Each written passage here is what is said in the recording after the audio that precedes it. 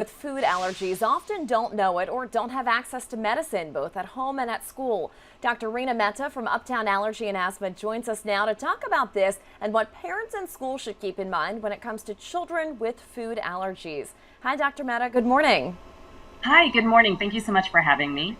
Thanks for joining us. I'm sure as a parent, if your child has a food allergy, it's something that you're worried about all the time, especially when they go to school, because you can't really monitor, what other foods there are around and how a teacher could potentially react if your child has a reaction to an allergy, right?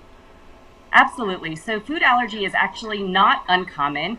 2 out of every 26 kids actually have a food allergy. So that's pretty much 2 kids in every classroom. So it's not rare. And, actually 20 to 25% of the time, the first reaction can actually happen in the school setting. So sometimes you may not even know that your kid has a food allergy and they come across something in the school setting, and then you get the phone call from the nurse to come pick up your kid because your kid's had a reaction. So yes, it can be very scary and unsettling for parents who have children with food allergy. I know this new study came out recently kind of looking at this issue, and what did it find as far as schools being prepared with EpiPens to help kids or, having staff that are trained to administer the EpiPen? Great question. So this was a recent study published in the Annals of Allergy, Asthma, and Immunology, but there's been multiple studies that have shown that improving access to EpiPen autoinjectors and also having your staff trained can improve outcomes. So currently, only 31% of schools actually have a protocol in place to train their staff on how to use EpiPens. And sometimes the bigger issue is also just not having access to EpiPens. And so at the moment, most schools have a situation where if you have a known food allergy, then, that child gets a food allergy action plan and has their own EpiPen at school. But what happens to the kid who maybe doesn't even know they have the food allergy, can't afford an EpiPen, or hasn't even been yet seen by an allergist to confirm the diagnosis? So that's where the disparity exists, is what do we do for those children who just can't get the access to the care and the schools that don't have the EpiPen?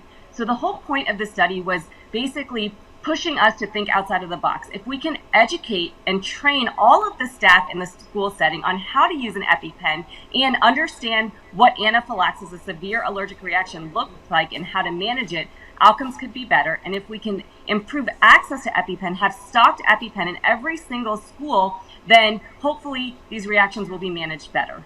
How do you think that will be achieved? Is it just educating the school districts that this is something that needs to happen?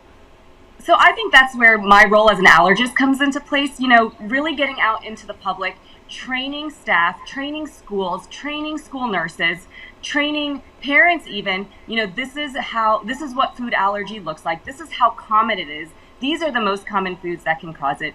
These are the symptoms and how to manage a reaction. And so I think, yes, public awareness, outreach, I think really having some sort of educational training in every single school can really go a long way. And then going to the legislature and saying, we really need to fight to be able to have EpiPens stocked in all of our schools, because again, this is not an uncommon thing. In this study, they showed that in Chicago public schools, within the span of 1 year, there were 38 times that EpiPens were used. And over 50% of the times that it was used, it was not for a child who had a known food allergy. It was just a reaction that happened without knowing that that kid actually was allergic to that food.